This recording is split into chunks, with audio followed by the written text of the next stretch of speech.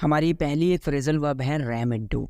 इसका मतलब होता है कि किसी से अचानक से टकरा जाना। कोई पर्सन हो सकता है या फिर कोई भी चीज़ हो सकती है। मतलब ये जो इम्पैक्ट होता है वो फोर्सफुली होता है और अचानक से होता है। तो जैसे डेली कॉन्वर्सेशन में आप इसको ऐसे बोल सकते हो, I was so distracted by my phone, I nearly rammed into the mail box. मतलब मैं अपने फ़ोन में बहुत ज़्यादा बिजी था, बहुत ज़्यादा व्यस्त था, तो अचानक से लगभग मेल बॉक्स से टकरा गया, या फिर अचानक से मेल बॉक्स खुला, अचानक से मेल बॉक्स में मैसेज आ गया, तो मेरा जो ध्यान था वहाँ से डिस्ट्रैक्ट हो गया। हर harsh criticism rammed into his confidence. मतलब उसकी जो हार्श क्रिटिसिज्म थी या फिर कठोरता या फिर चुभने वाली जो भी आलोचना थी, जो भी निंदा थी, उसने उसके आत्मविश्वास को, उसके कॉन्फिडेंस को हिलाकर रख दिया। रोप इन, ये भी एक फ्रेजल वर्ब है। इसका मतलब होता है कि किसी पर्सन को मतलब किसी एक्टिविटी में शामिल करने के लिए फोर्स करना, किसी एक्टिविटी में शामिल करने के लिए परसुएट करना, उसको मनाना या फिर उसको राजी करना, उसका कारण बनना, मतलब उसमें शामिल होने के लिए उसका कारण बनना। आप डेली कॉन्वर्सेशन में ऐसे बोल सकते हो, we are trying to rope in John to help us with a bake sale. मतलब जो भी बेक की गई चीज़ें हैं उनकी बिक्री में मदद करने के लिए जॉन को शामिल करने का हमने प्रयास किया, हमने कोशिश की या फिर उसको मनाया, उसको राजी किया। The coach is known for his ability to rope in talented players. इसका मतलब ये है कि जो कोच है वो एक टैलेंटेड प्लेयर्स को या फिर जो भी प्रतिभाशाली खिलाड़ी होते हैं उनको अपनी टीम में लाने के लिए या फिर प्लेयर फील्ड तक लाने के लिए जो भी उनके अंदर क्षमता है उसके लिए जाने जाते हैं। एक्सेप्शनली, ये एक एडवर्ब है। इसका मतलब होता है किसी चीज़ की एक हाई डिग्री बोल सकते हो, बहुत ज़्यादा एक्स्ट्रा ऑर्डिनरी बोल सकते हो। मतलब जैसे कोई भी चीज़ है वो किसी लेवल के बहुत ज़्यादा परे है या फिर नॉर्मल से वो कहीं ज़्यादा है, तो उस लेवल तक के एक्स्ट्रा ऑर्डिनरी चीज़ों को आप एक्सेप्शनली बोल सकते हो। The cake you made is exceptionally delicious. मतलब जो भी आपने केक बनाया है, मतलब एक नॉर्मल लेवल होता है उससे कहीं ज़्यादा वो बहुत ज़्यादा स्वादिष्ट है। जैसे एक और एग्जांपल है, the movie was exceptionally well acted and directed.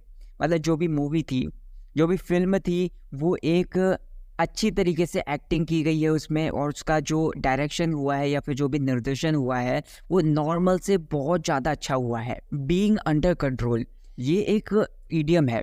इसका मतलब होता है किसी चीज़ को शांत कर देना, या फिर बोल सकते हो जैसे किसी चीज़ को दबा देना, किसी चीज़ को अपने कंट्रोल में ले आना। इसको आप ऐसा बोल सकते हो कि मतलब कोई एक्टिविटी हो रही है या फिर कोई भी काम कर रहा है तो उसको रोकने का कारण बन जाना। The fire fighters finally brought the wild fire under control. मतलब जंगल में बहुत तेज आग लगी हुई थी, बहुत ज़्यादा भड़की हुई आग लगी हुई थी, तो जो फायर फाइटर्स थे या फिर जो भी अग्निशमन कर्मी थे उन्होंने फाइनली जंगल में जो भी आग लगी हुई थी उस पर काबू पा लिया या फिर उसको मतलब बुझा दिया, उसको रोकने में मतलब सफल हो गए। The government is struggling to bring the inflation rate under control.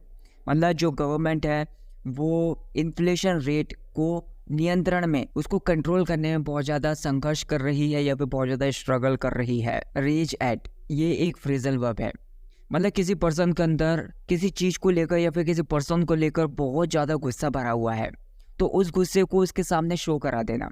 अब आप गुस्सा जो शो कराओगे उसके ऊपर चिल्ला कर शो करा सकते हो, या फिर उस पर मतलब चिल्ला कर, या फिर मतलब ऐसा बोल सकते हो मुंह से वर्बली आप उसको शो करा देना। The customer raged at the cashier after being told their order was out of stock. मतलब जो भी कस्टमर था, जब उसको ये बताया गया कि उसका जो ऑर्डर है वो आउट ऑफ स्टॉक हो चुका है, मतलब स्टॉक में ही नहीं है, तो वो कैशियर पर बहुत ज़्यादा भड़क गया। मतलब उसके अंदर, मतलब कस्टमर के अंदर बहुत ज़्यादा गुस्सा भर गया था, तो उसने उसके गुस्से को कैशियर के ऊपर बहुत ज़्यादा तेज़ी से निकाल दिया या फिर भड़कीले स्वभाव के साथ निकाल दिया। The protesters raised at the government for its policies. मतलब जो भी प्रोटेस्टर्स थे या फिर जो भी विरोध करता थे या फिर जो भी प्रदर्शनकारी थे जो प्रोटेस्ट कर रहे थे सरकार की पॉलिसीज़ को लेकर, तो सरकार के ऊपर उन्होंने उनकी नई पॉलिसीज़ को लेकर रोष जताया या फिर बहुत ज़्यादा गुस्सा हो गए थे, तो वो उन्होंने गुस्सा निकाला। एग्जाजर्बेट, मतलब कोई चीज़ है जो कि पहले से मौजूद है, वो और ज़्यादा मतलब पहले से वो गंभीर हालत में है, पहले से वो क्रिटिकल कंडीशन में है, तो उसको और ज़्यादा उसकी कंडीशन बिगड़ जाना। जैसे मतलब वो पहले से एग्जिस्ट करती है, उसके अंदर परेशानियां भरी हुई हैं, लेकिन और ज़्यादा वो गंभीर हो जाना, और ज़्यादा परेशानियों से घिर जाना, ऐसे बोल सकते हो। Stress can exaggerate symptoms of depression. मतलब जो भी स्ट्रेस है वो मतलब डिप्रेशन के लक्षणों को बढ़ा सकता है। मतलब पहले से ही कोई पर्सन है जो कि डिप्रेशन में है, उसके अंदर बहुत ज़्यादा परेशानियां भरी हुई हैं, वो किसी बात को लेकर सोचता रहता है, तो उसकी डिप्रेशन को और ज़्यादा स्ट्रेस बढ़ा सकता है। Pollution from factories exacerbates the cities air quality problems. मतलब जो भी फैक्ट्रीज से पोल्यूशन होता है तो उसकी वजह से जो भी शहर में एयर क्वालिटी है तो उसकी समस्या और भी ज़्यादा बढ़ती हुई नज़र आ रही है। तो वो जो एयर क्वालिटी है उसको और ज़्यादा बढ़ा देता है, मतलब और ज़्यादा बेकार कर देता है। So that's it guys for this video guys. मैं आपकी कंफ्यूजिंग वर्ड्स जानना चाहूँगा, जिनके ऊपर भी आपको डाउट है उनको मुझे कमेंट सेक्शन में बताइए, ताकि मैं उनको अपनी वीडियोस में लेकर आपके डाउट्स को क्लियर कर सकूँ।